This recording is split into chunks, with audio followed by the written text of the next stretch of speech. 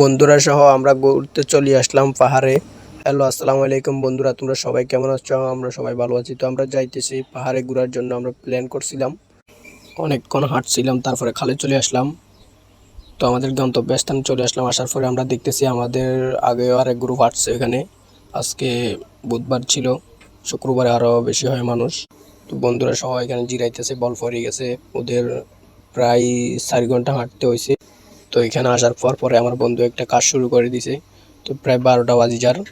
তো আমরা ধীরে দিছি, আর আমি অনেক আনন্দ করতেছি। অনেকদিন পরে আসলাম পাহাড়ে, আর ওয়েদারটা অনেক সেই। আমার বন্ধুরা বলতে তোতে কেমন লাগতেছে, ও বলতেছে আমার কাছে অনেক ভালো লাগতেছে। তো আমাদের আগে যেগুলো আসছে ওগুলো এখানে গোসল করছে। পাথর যেটা দেখতেছেন এটাতে মামু, আরেকটা আছে বাগিন। এটা অনেক বড় পাথর। তো আমার বন্ধুরা বলতে তোতে কেমন লাগতেছে, ও বলতেছে আমার কাছে অনেক ভালো লাগতেছে, অনেক গরম।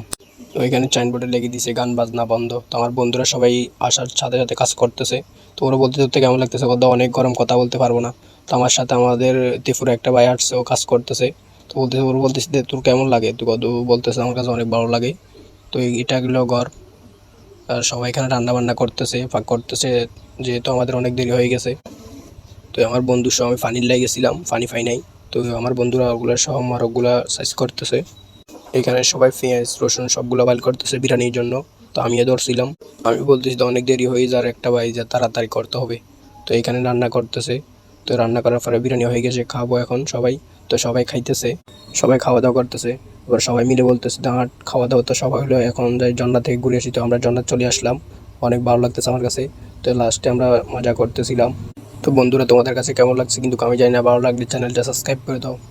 আজকে আমি নতুন ব্লগ বানাইছি, তো তোমাদের কাছে কেমন লাগে কিন্তু আমি জানি না। তো কমেন্ট বক্সে জানাই। সবাই ভালো